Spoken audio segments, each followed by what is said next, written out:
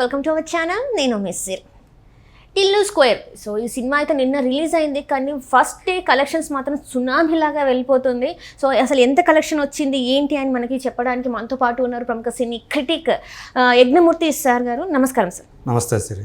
Sir ఇప్పుడు చూస్తుంటే నిన్న రిలీజ్ అయింది డీజే టిల్లు స్క్వేర్. మనకి లాస్ట్ టైం చూసాం, చాలా అసలు యూత్ని ఇట్లా మెస్మరైజ్ చేసేసింది సినిమా. సో ఈసారి కూడా అంటే లాంగ్ వీకెండ్ అనుకోవాలో ఏమో తెలియదు, కానీ ఫస్ట్ డే కలెక్షన్స్ మాత్రం అద్దిరిపోయింది అని చెప్పేసి అయితే మనకు వార్తలు వస్తున్నాయి. ఇందులో అంటే నిజంగానే అంత కలెక్షన్ వచ్చిందంటారా? అవును, అంటే మనం ఎక్స్పెక్ట్ చేయని రేంజ్ అంటాం కదా, అలా ఆ రేంజ్లోనే వచ్చినాయి.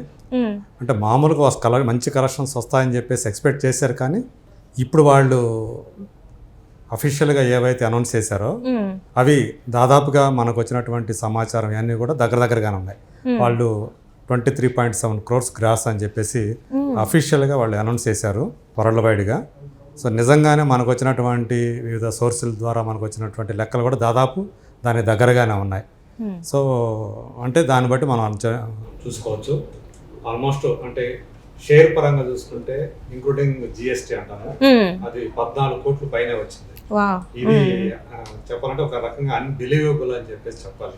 అంటే డీజే టిల్లు అనే ఒక క్యారెక్టర్ ఏ విధంగా జనాల్ని మెస్మరైజ్ చేస్తుంది అనేది దీన్ని బట్టి మనం అర్థం చేసుకోవచ్చు.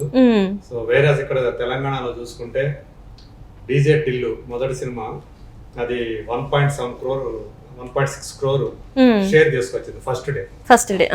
వేరే ఇక్కడ ఇది వచ్చేటప్పటికి ఇప్పటికి దాకా మనకు వచ్చిన సమాచారం ప్రకారం 4,35,00,000 దాకా షేర్ రూపంలో వచ్చిందని చెప్పి మన సోర్సెస్ చెప్తున్నాయి. సో దాన్ని బట్టి అంటే మోర్ దాన్ 2.5 అంటే ఎక్కువగా మొదటి రోజు కలెక్షన్స్ వసూలు చేసింది తెలంగాణలో. సో మొత్తంగా చూసుకుంటే 2 తెలుగు రాష్ట్రాల్లో 9 కోట్ల పైనే షేర్ వచ్చింది. ఇది నిజంగానే చాలా పెద్ద అంటే ఊహించినటువంటి ఘన విజయం అని చెప్పాలి. సో మార్చి ఫస్ట్ క్వార్టర్ అంటే 2024 క్వార్టర్ ఎండింగ్ కి టిల్లు స్క్వేర్ ఒక మంచి ఉత్సాహాన్ని ఇచ్చాడని చెప్పుకోవాలి. ఈవెన్ ఓవర్సీస్లో కూడా ఏవైతే అంచనాలు ఉన్నాయో వాటన్నిటిని కూడా దాటేసి వెళ్తుంది. సో త్వరలోనే ఈరోజే మనకు అందుతున్న సమాచారం ప్రకారం 1 million దాటిపోతుంది గ్రాస్ పరంగా. సో అట్లా అది దూసుకెళ్తున్నాడు. అంటే ఆ క్యారెక్టర్ సో దానికి కరెక్ట్ మనం రివ్యూలో చెప్పుకున్నట్టు మొదటి సినిమాకి పర్ఫెక్ట్ సీక్వెల్గా టిల్లు స్క్వేర్ అనేది వచ్చింది. దాని తగ్గట్లుగానే టిల్లు క్యారెక్టర్ జనాల్ని ఆకట్టుకుంటూ సో తన డైలాగ్స్ తోటి, తన మేనరిజమ్స్ తోటి, తన బాడీ లాంగ్వేజ్ తోటి దూసుకుపోతున్నాడు. దానికి తోడు అదనంగా అనుపమ పరమేశ్వరన్ యాడ్ అవ్వటం.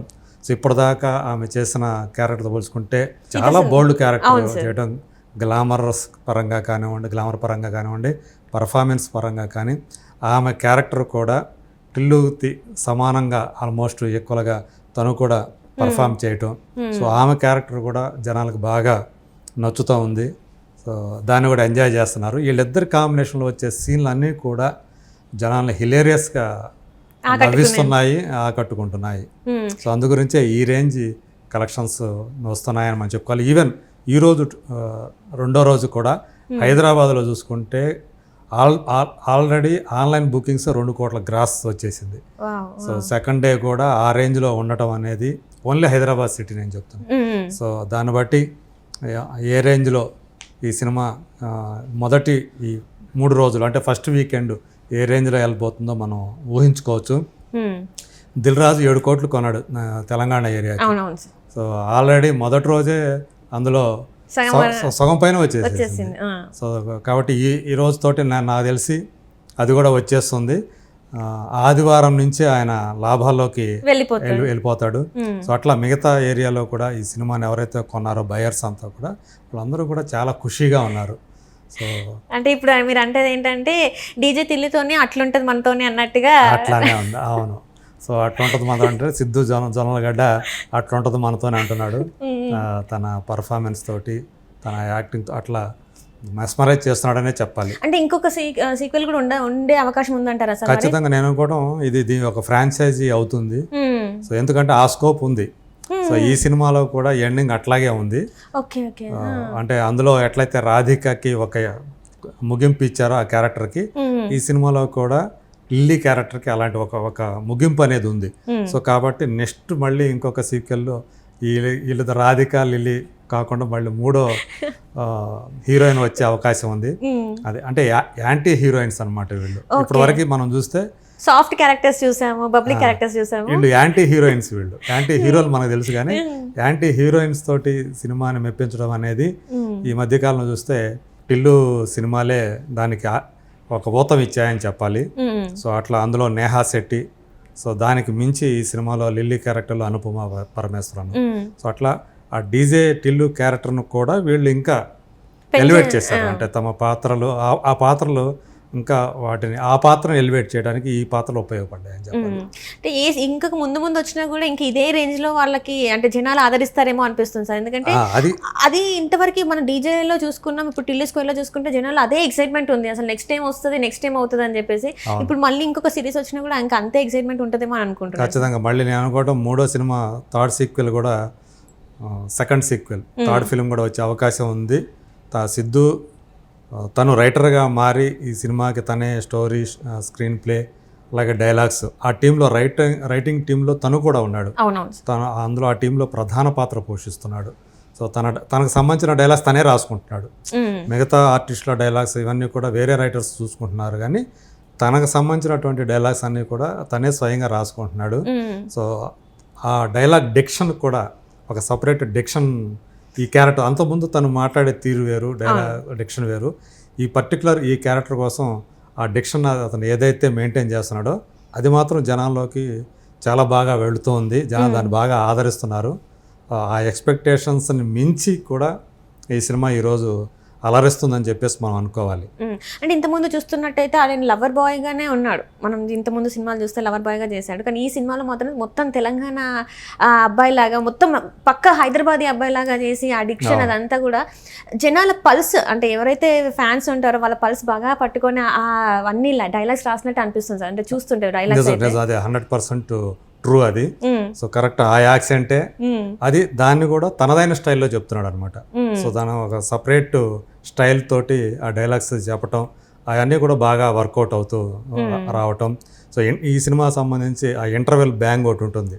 సో లిల్లీ క్యారెక్టర్ సంబంధించినటువంటి బ్యాంగ్ అది ఎక్కడ చూసినా అదే మాట్లాడుతున్నారు సార్. స్టన్ అవుతాడు అనమాట. అంటే హీరో ఆమె ఇచ్చేటువంటి వేరే షేడ్ అనమాట ఆమెది. అది చూసి హీరో కూడా స్టన్ అయిపోతాడు అనమాట.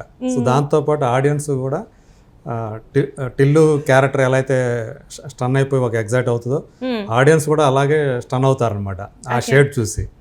సో అట్లా అక్కడి నుంచి సెకండ్ హాఫ్లో మరింత ఎలివేట్ అవడానికి, ఆ సీన్స్ ఎలివేట్ అవడానికి, మరింత ఇంకా పైకి తీసుకెళ్ళటానికి, అంటే ఆ స్క్రీన్ ప్లే అది బాగా కుదిరింది. సెకండ్ హాఫ్ అది ఇంకా బాగా వచ్చింది.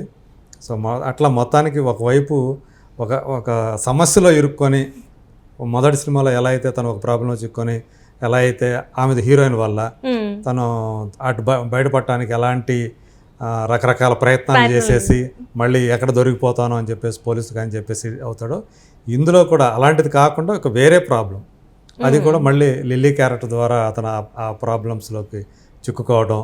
సో దాని నుంచి బయటపడటానికి ఏం చేయాలని చెప్పేసి అతను ఆ రకరకాల ఆలోచనలు ఎత్తులు వేసి వాటి నుంచి బయటపడటానికి చేసే ప్రయత్నాలు, ఇవన్నీ కూడా మనకి ఫుల్ ఎంటర్టైన్మెంట్. అంటే ఇప్పటివరకు సినిమా చూడని వాళ్ళకి మీరు ఏం చెప్తారు? చూసే వాళ్ళకి మాత్రం వాళ్ళు ఎంత డబ్బులు పెడితే, ఇప్పుడు మామూలుగానే ఇది దీంట్లో మల్టీప్లెక్స్లో అయితే ఆల్మోస్ట్ 300 రూపీస్ అట్లా ఉంది. సో దానికైతే నాకు పైసా వాళ్ళు పెట్టిన దానికి కరెక్ట్ న్యాయం చేసే సినిమా. సో అది అట్లయితే ఫుల్ ఫన్ అంటారు, మొత్తం ఫుల్ ఫన్.